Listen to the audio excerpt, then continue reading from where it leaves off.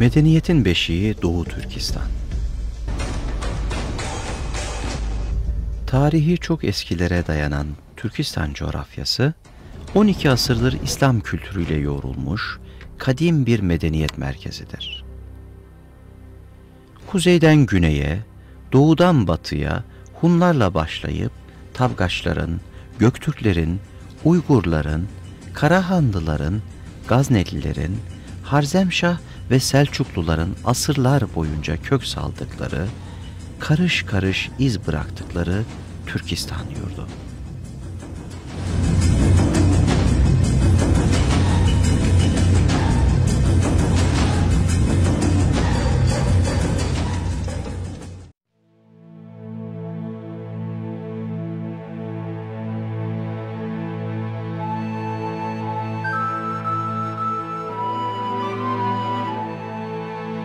Ahmet Yesevi'ye, Şah-ı Nakşibendi'ye, İmam Buhari'ye, Tirmizi'ye, İbn Sina'ya, Farabi'ye, El-Biruni'ye, Harezmi'ye, Ulu Bey'e ve daha yüzlerce ilim, irfan ve gönül sultanına, Abdülkerim Satuk Burahan'a, Yusuf Has Hacibe, Kaşgarlı Mahmud'a, Ahmet Yükneki'ye ev sahipliği yapan bereketli topraklardır Türkistan.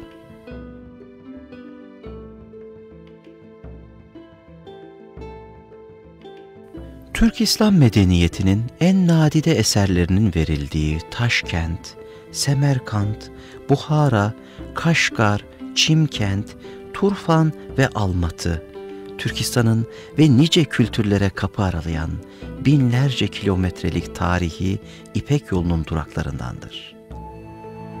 Doğu Türkistan'ın incileri Kaşgar, Turfan, Hoten, Aksu ve Teklimakan çölüdür.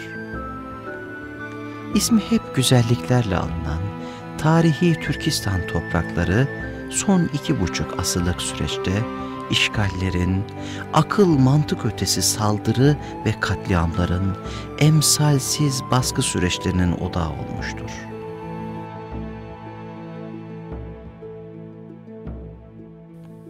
Uygur, Kazak, Kırgız, Özbek, Türkmen ve Taciki ile tek bir parça olan kadim Türkistan toprakları Rus Çarlığı ve Çin-Mançu İmparatorluğu'nun işgalleriyle bölünüp parçalanmıştır.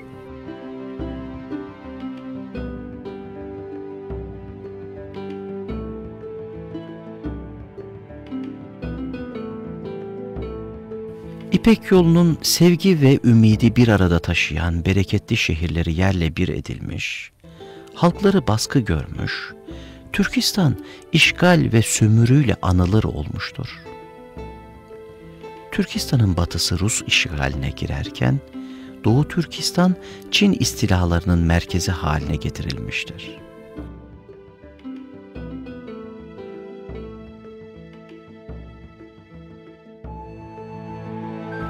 Rusya, Batı Türkistan'ı, Rus Orta Asya'sı, Çin ise Doğu Türkistan'ı yeni kazanılmış topraklar anlamına gelen Şincan adıyla tanımlamış.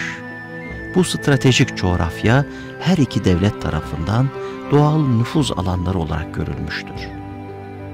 Batı Türkistan coğrafyası uzun esaret döneminin ardından Soğuk Savaş akabinde bağımsızlığına kavuşmuştur.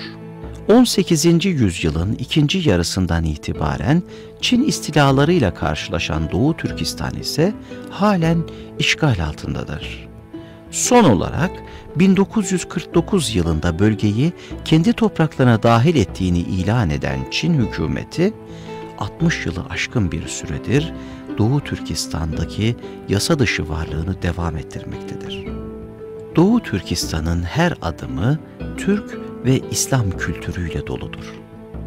Doğu Türkistan'ın tam ortasındaki Teklimakan Çölü, Kaşgar, Turpan Harabesi ve Süslü Bin Ev, Beşbalık gibi bölgeler tam bir kültür hazinesidir.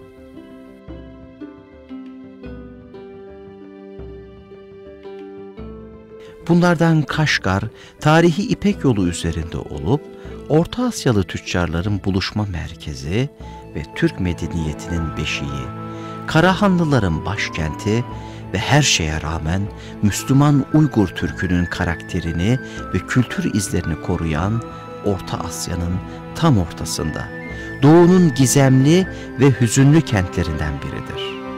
Kaşgar, Tanrı Dağları'nın eteklerinde, Kaşgar suyu kıyısında kurulmuştur. Bu kent, insanı tarihi bir dokuyla sarmalıyor. Çünkü topraklarında Abdülkerim Satuk Buğra Han, Kaşgarlı Mahmud, Yusuf Has Hacip ve daha nice bilgin ve sanatçı yaşamıştır.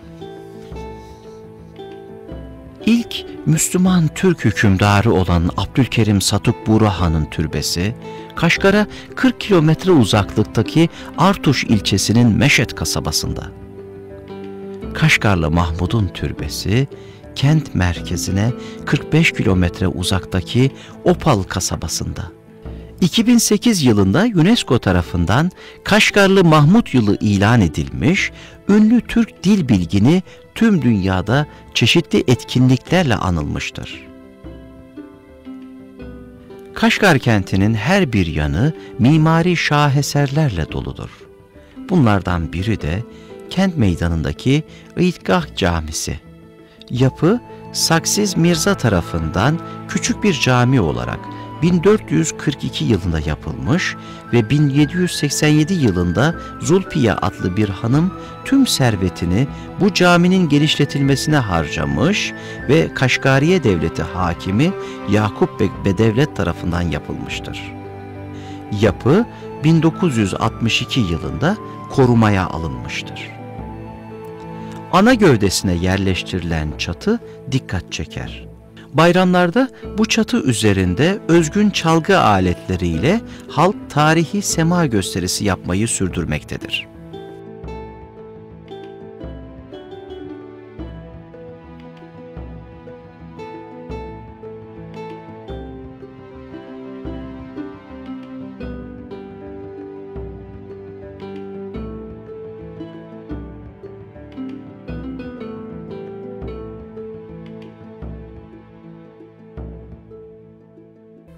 Kaşgarlı Mahmud'la aynı yıllarda yaşayan Kutatku Bilik yazarı Yusuf Has Hacip'in türbesi kent merkezine 15 kilometre uzaklıktadır. Türbe, mavi çini işçiliğiyle bezenen görkemli yapısıyla dikkat çekiyor. Yusuf Has Hacip'in beyitlerinden örnekler türbenin iç mekanının duvarlarını süslemektedir. Kaşgar'ın tarihi kokusunu duymak için muhakkak görmeniz gereken yerlerden biri de eski Kaşgar Mahallesi'dir. Türklerin kültür mirası olan bu mahalledeki yapılar eski Anadolu evlerine benziyor. Daracık sokaklar üzerindeki ateş rengi doğal tuğlalarla örülmüş evler birbiri sıra bitişik olarak devam ediyor ve büyük, oymalı kapılarıyla tarihi Türk kapılarının en güzel örneklerini veriyor. Evlerin bir başka özelliği ise daracık sokaklarda karşılıklı gelen evlerin üst kısımlarından birbirlerine köprü gibi geçişlere sahip olmasıdır.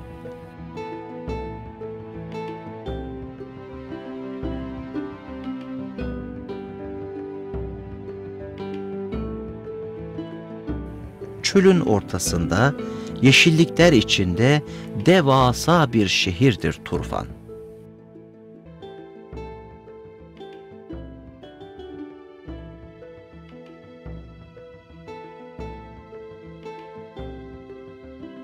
Turfan'da Karız kanallarını görünce ecdada aferin okumak gelir içimden. Uygur Türklerine göre Karız kanalları dünyanın en önemli harikalarından biridir. Uygurlar çölün ortasında Turfan'ı kurmak için Tanrı Dağları'ndan topladıkları suyu Karız kanalları vasıtasıyla 60 kilometre çölün altından geçirerek Turfan bölgesine ulaştırmışlardır. Hava sıcaklığının 40 derece olduğu Taklamakan çölünde suyun buharlaşmaması için yerin 100 metre altında kazılan Karız kanallarını bugünkü teknikle bile kazmak mümkün değildir.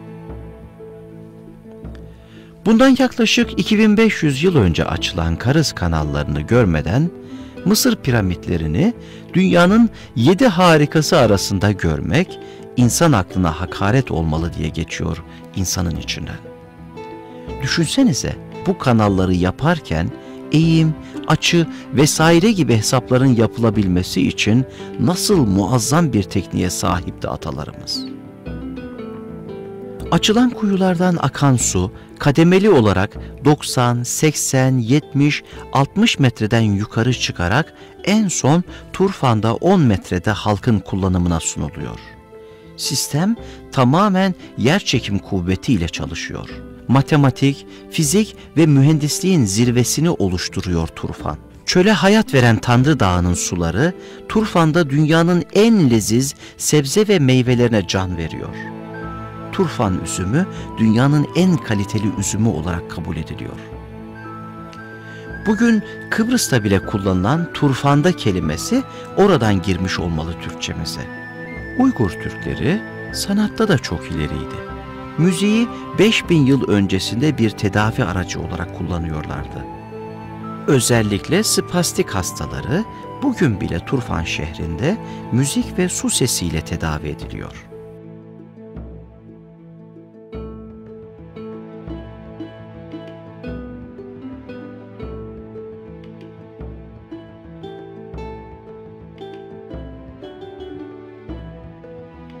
Uygur medeniyetini doğuran, Uygur Türklerinin arasında yetişen alimler, Türk dünyasının hemen her yerine yayılmışlar.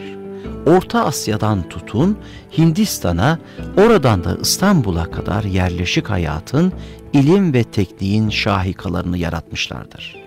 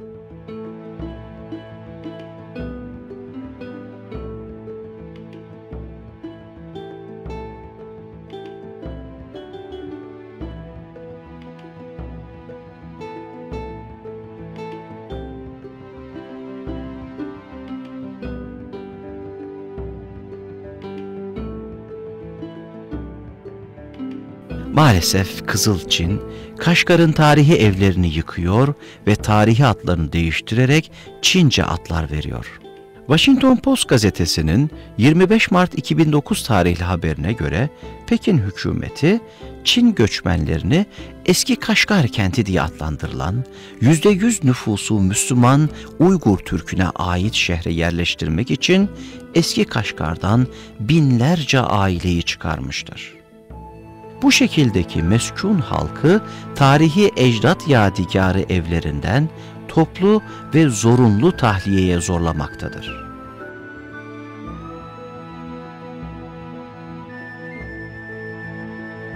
Diğer taraftan Çin hükümeti Kaşgar'da uyguladığı kültür soykırımını Doğu Türkistan'ın tüm bölgelerinde uygulamaktadır.